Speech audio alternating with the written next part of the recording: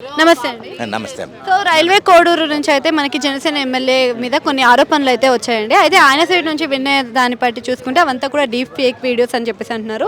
మరి ఆవిడ వైపు నుంచి చూసుకున్నట్టయితే 5 సార్లు అబార్షన్ జరిగింది, నన్ను బలవంతం చేశాడు, వేధించాడు అని చెప్పేసి కొన్ని మాటలు చెప్పడం జరిగింది. వీటి గురించి కూడా వైఎస్ఆర్సీపీ స్పందించి కొన్ని వ్యాఖ్యలు చేశారు. అంటే అది జనసేన కాదు కామసేన అని చెప్పేసి. వీరి ముగ్గురు మధ్యలో జరిగే ఈ వాదన పైన మీ అభిప్రాయం ఏంటి?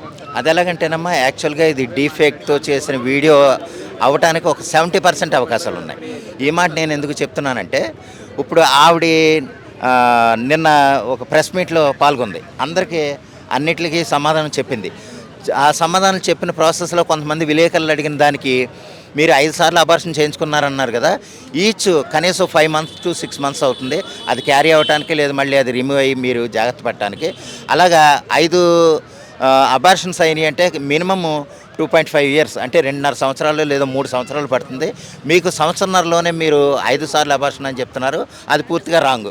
నెక్స్ట్ ఇంకోటి ఏంటంటే, మిమ్మల్ని కారులో తీసుకెళ్ళి బలవంతం చేసి నన్ను రేప్ చేయబోయాడు అలాగేలాగన్నప్పుడు మీరు ఐ లవ్ యూ అని ఎందుకు చెప్పారు?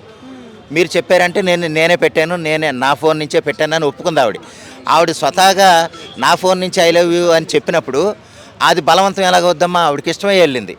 పోనీ ఇవన్నీ రకరకాలుగా చేసి ఫైనల్గా ఏంటంటే వాళ్ళిద్దరి మధ్యలోనే జరిగిన ఆ వీడియోని బయటకు ఎలా వచ్చిందో మనకు తెలియదు. ఒకవేళ వచ్చినా అది కేవలం ప్రీ ప్లాన్డ్గాను లేదా ఇంటెన్షనల్గా చేసిన ఇది తప్ప అంతకంటే ఏమీ లేదు. ఎందుకంటే ఆయన అయితే ఖచ్చితంగా ఆయన వీడియో పెట్టుకోడు, అవును కదా? ఆయన అయితే ఆయన స్వయంగా వీడియో, నేను మాట్లాడుతున్నాను కదా, నేను ఈవిడతో ఉన్నాను కదా, నా వీడియో తీసుకుంటున్నానని ఆయన సెల్ఫీ వీడియో అయితే తీసుకోడు. కేవలం ఏంటంటే అది ఆవిడ ప్రీ ప్లాన్డ్గా చేసి ఆ వీడియో తీయాలన్న ఉద్దేశంతోనే ఆవిడ అలా చేసింది. అంటే ఆవిడ ప్రకారంగా చూసుకుంటే 25 కోట్ల వరకు డిమాండ్ చేస్తుంది, లేదా పెళ్లి చేసుకోవాలనే డిమాండ్ వల్లనే ఇదంతా బయటపడింది ఈ రోజు అని అంటున్నారు. గత సంవత్సరం వరకు కూడా బాగానే ఉన్నారు, 6 నెలల నుంచే ఈ గొడవలన్నీ మొదలయ్యాయి అంటున్నారు. మరి ఈ సంవత్సరం నుంచి బాగున్న వాళ్ళు ఇప్పుడు సడన్గా ఇలా ఎందుకని, అలానే ఇంకొక వ్యక్తి దీంట్లో ఇన్వాల్వ్ అయ్యి సంవత్సరానికి ఒకరు అనే చొప్పున అని చెప్పేసి కొన్ని పేర్లను కూడా రిలీజ్ చేయడం జరిగింది. మరి దానిపైన మీ అభిప్రాయం ఏంటి? అది ఎలాగంటేనమ్మా, ఆవిడ చెప్పే సమాధానాలు నిన్న ప్రెస్ మీట్లో ఆవిడ చెప్పే సమాధానాలన్నీ చూస్తే బురజల్లడంగానే కనిపిస్తుంది. ఇది ఎలాగంటానంటే, ప్రెస్ మీట్లో ఐ లవ్ యూ ఫస్ట్ చెప్పింది ఆవిడే. బలవంతంగా తీసుకెళ్ళారు, నన్ను తీసుకెళ్ళి రేప్ చేసాడు అన్నదానికి ఆవిడే ఐ లవ్ యూ పెట్టి చెప్పడానికి సంబంధం లేదు. ఎందుకంటే ఆవిడ నిజంగా అలాగనుకుంటే ఐ లవ్ యూ చెప్పదు కదా, బలవంతంగా చేస్తుంటే ఐ లవ్ యూ ఎందుకు చెప్తుంది? పోనీ అదంతా లెక్కేస్తే నీకు నిజమై ఆయనకు ఆల్రెడీ పెళ్ళయి పిల్లలు ఉన్నారు. పెళ్ళి అవ్వలేదా? ఏం అది ఎవరో అంటున్నారు మరి.